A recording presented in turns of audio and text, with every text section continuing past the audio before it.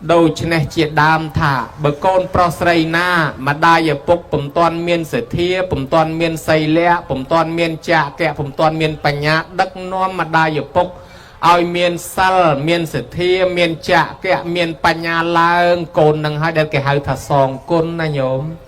pi pruo chun bài tức nôm chấm nấy ao quạt chạy ban là ba chữ bon mà ngày pi tê có pan là bờ đất non con ao miên sở thia xây lẹ chạ kẹ bành nhá ao quạt ruột chạ tục rọp liên năm to từ một tiết đó tăng anh na cốt từ ấy của quạt bàn bài hộp quạt lên từ nửa prai tiết nó đôi chân này hai bàn cái than nè để đất nó mà bốc mà đai ở miền thực thiên xây lẹ chạ kẹ pan nhá đấy cái hai thà sòng cồn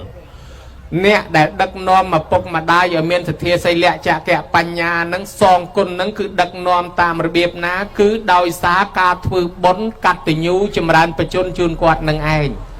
pro cắt từ nhu này hơiการធ្វើបន់ចម្រើនបច្ចុប្បន្នការធ្វើបន់កតញ្ញូនេះហើយគឺញ៉ាំងឪពុកម្ដាយឲ្យមានសិទ្ធិឲ្យមានសិលឲ្យមានចក្ខៈបញ្ញាអញ្ចឹងការធ្វើបន់នេះគឺជាការសងគុណពិតប្រាកដលោកថាកតញ្ញូមាន3 1ហៅថានិច្ចកតញ្ញូ 2ហៅថាកាលកតញ្ញូ 3ហៅថាបកាសនកតញ្ញូដែលហៅថានិច្ចកតញ្ញូសំដៅទៅលើកូនចៅដែលនៅជាមួយម៉ែឪជានិច្ចចិញ្ចឹមបាយទឹកព្រឹកល្ងាចអានឹងត្រូវមាត់ក៏ច្រើនជាងគេម៉ែជេក៏ច្រើនជាងគេប៉ុន្តែបានបុណ្យច្រើនជាងគេដែរនឹងកូនដែលនៅពង្រើម៉ែឪព្រឹកល្ងាចនឹងណាញោមបានបុណ្យច្រើនជាងគេប៉ុន្តែម៉ែជេក៏ច្រើនជាងគេដែរទ្រាំទៅមនុស្សចាស់បេះដូងដើរញាប់ឆាប់ខឹងឆាប់ឆេវឆាវអស់វ័យធ្វើការហើយនៅតែវ័យល្អូទេណាញោមតែដៃជើងកម្រើកលែងសូវរួចដូចបុរាណថាស្លាប់តាពាកណែស្លាប់រស់តាពាកតាគៀកស្លាប់ឈឹងណាញោមណាដូច្នេះហើយនិច្ចកតញ្ញូសំដៅទៅលើកូនដែលចិញ្ចឹមម៉ែឪជានិច្ចឯកាលកតញ្ញូសំដៅទៅលើម្ដងម្កាលកូននៅឆ្ងាយឆ្ងាយក៏មកជួបជុំគ្នាជូនបាយទឹកនំចំណីដូចជាខែចូលឆ្នាំភ្ជុំបិណ្ឌដែលបុរាណហៅថាខែមនវសន្តរដូវហៅយូរទៅឮតែខែមនសនរដូវរហូតនោះណា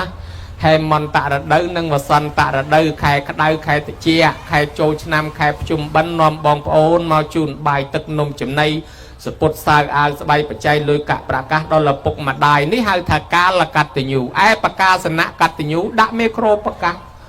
ដូចថ្ងៃនេះឲ្យអាចារ្យអញ្ជើញអស់ទេពតាវត្ថុស័ក្តិសិទ្ធិមានរិទ្ធគ្រប់ទិសទីកន្លែងជួយដឹងជួយឮថាកូនចៅគេប្រកាសគុណម៉ែឪគេថាម៉ែឪពិតជាមានគុណមែនគេប្រកាសគុណហើយគេធ្វើបុណ្យតបស្នងសងគុណគាត់បានជាគេធ្វើបុណ្យយ៉ាងកក្រឹកកក្រែងមានទេវតាជាសាក្សីក្នុងទីនេះហើយដែលគេហៅថាបកាសនកតញ្ញូតំណឹងហើយដែលអាត្មាថាសងគុណញ៉ាំងមេត្តាបៃតាឲ្យមានសទ្ធាឲ្យគាត់ស្ដាប់ធម៌រកអាចារ្យមកបញ្យលធម៌អានិមន្តប្រសង់សម្ដែងធម៌ទេសនាឲ្យម្ដាយនឹងមានសទ្ធានិងមានបញ្ញាហើយនិមន្តប្រសង់មកឲ្យគាត់សមាទានសិលខ្លាយទៅជាកូនចៅព្រះទទួលត្រៃសរណគមនេះញ៉ាំងគាត់ឲ្យមានសិលកូនចៅទិញរបស់របរភ័ព្វភាបនាការអាហារនំចំណីបច្ច័យ4មកជូនគាត់ធ្វើឲ្យគាត់បានរបស់នឹងច្រើនគាត់យកទៅចាក់កែអញ្ចឹងរបស់ជាសាដកជាប្រឡងជាគ្រឿងបច្ច័យ4ដែលកូនចង់ធ្វើជូនម៉ែឪលើកជូនគាត់ផ្ទាល់តែម្ដងទៅឲ្យបានដល់ដៃគាត់ហើយតែបានដល់ដៃគាត់មិនទុកប្រើក្តីគាត់ទុកប្រើក្តីគាត់បានរបស់នឹងយកទៅធ្វើបុណ្យបន្តចង់ដាក់វត្តនេះវត្តនោះឈប់ជារបស់យើងហើយជារបស់ម៉ែដាក់ទៅឯណាស្រាញ់ម៉ែអានឹងឲ្យញ៉ាំងគាត់ឲ្យមានចាក់កែដូច្នេះពពុទ្ធទ្រង់សម្ដែងថាកូនញ៉ាំងឪពុកញ៉ាំងម្ដាយឲ្យមានសទ្ធាសីលៈចក្ខៈបញ្ញានេះឈ្មោះហៅថាសងគុណណាញោមឥឡូវថ្ងៃនេះបានហើយតបគុណក៏បានសងគុណក៏បានពិតជាពិសេសថ្លៃថ្លាអស្ចារ្យណាស់ព្រះពុទ្ធជាម្ចាស់ព្រះអង្គទ្រង់សម្ដែងធម៌មិនមែនប្ររពតែបុគ្គលមួយប្រភេទទេ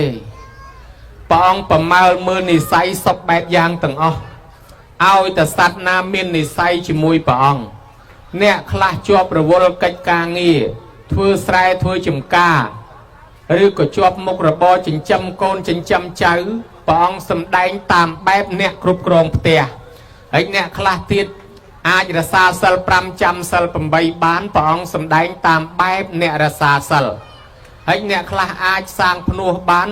ព្រះអង្គក៏សម្ដែងតាមបែបអ្នកបួសអ្នកលះបង់ដើម្បីទៅស្វែងរកសុខរកចម្រើនលះបង់កិលេសទាំងឡាយទាំងពួងដូច្នេះហើយបានអាត្មាចង់លើកឡើងចំណុចនេះថាធម៌ព្រះអង្គសម្ដែងជំរាលទៅតាមនិស្ស័យសត្វគ្រប់ប្រភេទ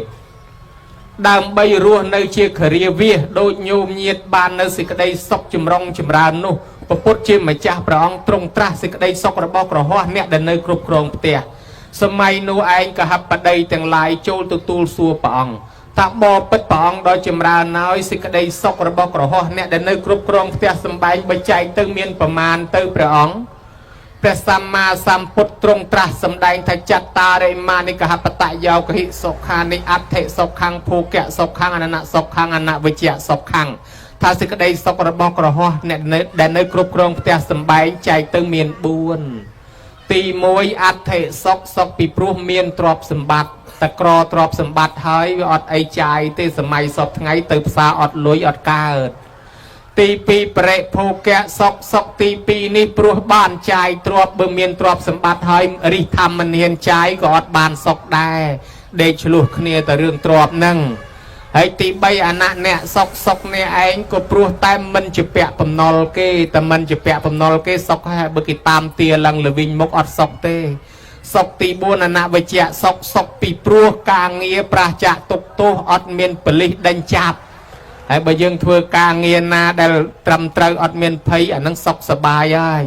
ប៉ុន្តែដើម្បីឲ្យបានសេចក្តីសុខសម្រាប់កុហកគ្រប់គ្រងផ្ទះសម្បែងនេះព្រះអង្គថាតលបំពេញទិដ្ឋធម្មិកដ្ឋប្រយោជន៍សិន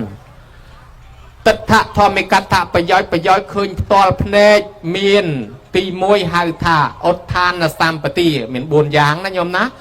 ឧទ្ធានសម្បទាព្រះអង្គឲ្យប្រឹងរកទ្រព្យសម្បត្តិសិនអញ្ចឹងព្រះអង្គមិនមែនចេះតែសម្ដែងឲ្យលះទេណាញោមព្រះអង្គឲ្យប្រឹងរកទ្រព្យដែរតាប្រឹងរកទ្រព្យសម្បត្តិឲ្យបានច្រើនទុកសម្រាប់ចាយវាយទី2អរិយកសម្បទាព្រះអង្គឲ្យព្យាយាមថែរក្សាទ្រព្យកុំឲ្យបាត់បង់បើទ្រព្យណាបាត់ហើយតាមស្វែងរកមកវិញទី3ហៅថាកល្យាណមិត្តតាឲ្យសែបគប់តកល្យាណមិត្តអ្នកចេះអ្នកដឹងបានហើយតសែបគប់ខុសនាំយកទៅបំផ្លិចបំផ្លាញអស់ទី4លោកហៅថាសមៈជីវិតាឲ្យចិញ្ចឹមជីវិតឲ្យស្មើមានកលាខ្ទង់ចំណាយកុំឲ្យបានតិចចាយច្រើនលោកឲ្យបែងចែកទ្រព្យនេះជា4ផ្នែករាប់ទ្រព្យដែលរកបានហើយបែងជា4ផ្នែកមួយផ្នែកសងបំណុលចាស់មួយផ្នែកបលបំណុលថ្មីមួយផ្នែកបោះចុះក្នុងជ្រោះជ្រៅមួយផ្នែកទៀតកប់ទុកជាកំណប់ព្រេងមួយផ្នែកសងបំណុលចាស់បានដល់ចាំម៉ែងចាំឪដូចជាការធ្វើបន់ជូនគាត់ដូចថ្ងៃហ្នឹងអញ្ចឹងបើអត់ទ្រព្យក៏ធ្វើបន់អត់កើតដែរមានតែសទ្ធាប៉ុន្តែបើអត់ទ្រព្យមិនក្រឹកក្រែងកើតទី2សងបំណុលបលបំណុលថ្មីបានដល់ចាំកូនគ្នាកើតមកត្រូវរៀនសូត្រត្រូវស្លៀកពាក់គ្នាអត់តន់ចេះរកទទួលទានអីផងត្រូវបែងមកចាំកូនទី3បោះចុះក្នុងជ្រោះជ្រៅមានន័យថាចាំកាពះខ្លួនយើងដូចជ្រោះជ្រៅបោះមិនងាយពេញទេណាញោមទី4គឺកប់ទុកជាកំណប់ព្រេងបានដល់សម្រាប់ការធ្វើបន់សន្តានផ្សេងកុំឲ្យជីវិតរស់នៅដោយអត់បន់តែអត់បន់ទេនាំឲ្យអាយុខ្លីហេតុនេះហើយគេចង់ឲ្យម៉ែឪគេបានអាយុវែងគឺគេធ្វើឲ្យគាត់រស់នៅឲ្យបានយូរកុំឲ្យអាយុខ្លីបន់ចម្រើនបច្ចុប្បន្នគឺគេធ្វើដើម្បីឲ្យបានអាយុវែងញោមញាតិពុទ្ធបរិស័ទទាំងឡាយអាយុខ្លីឆាប់ស្លាប់មកពីហេតុអីលោកថាស្លាប់នឹងវាមាន4ទី1គឺថាអាយុខយៈមរណៈស្លាប់ដោយអស់អាយុអត់មាននរណារស់នៅបាន2000ឆ្នាំទេសម័យនេះជុំវិញ100លើស100បន្តិចខ្វះ100បន្តិចមកប៉ុណ្ណឹងស្លាប់ហើយតែដល់អាយុប៉ុណ្ណឹងហើយដល់កាលត្រូវស្លាប់ទី2កម្មខយៈមរណៈស្លាប់ដោយអស់បុណ្យទី3ឧបយៈខយៈមរណៈស្លាប់ដោយអស់ទាំងអាយុទាំងបុណ្យទី4ឧបឆេតកកម្មមុនីស្លាប់ដោយកម្មពៀមកកាត់ផ្ដាច់ណែអាត្រង់នឹងចំណុចទី2ដែលហៅថាស្លាប់ដោយសារអស់បុណ្យនឹងមានន័យថាមនុស្សនឹងទ្រព្យសម្បត្តិនៅមានដីនៅមានផ្ទះនៅមានលុយនៅមានប៉ុន្តែអត់មានបុណ្យទ្រង់ជីវិតទេមនុស្សនឹងស្លាប់ទៅអាយុខ្លីណាញោមបានគេឲ្យធ្វើបុណ្យចម្រើនបច្ចុប្បន្ននឹងដើម្បីឲ្យបុណ្យនឹងវាជួយថែអាសាអាយុហើយញោមដែលឃើញឯអត់មនុស្សខ្លះធ្វើផ្ទះថ្មីហើយស្លាប់ទិញឡានថ្មីហើយស្លាប់សួរថាអស់លុយអីក៏អស់អីថាលុយនៅដីនៅផ្ទះនៅប៉ុន្តែអស់បុណ្យ chẳng to là miền bón bàn chai trọp nâng bàn du có mòi đài cái đôi niêng sẽ đến ní slap tới không vây dụ phẩm bay tình đọc với trọp xâm bắt bàn buôn sen cả hạp nạ cọp nơi cả lại đê đó là luôn từ cao chỉ prét đam kia mà prap mặt đài ở cài miền nâng thôi bón nơi luôn phong bàn mặt đài cài miền nâng mau sần nó luôn côn na côn trong miền côn trong ban côn không rô trọp xâm bắt vô mà lẹ tục ban là hốt đó là buôn sen cả hạp nạ có pan đã côn anh ọt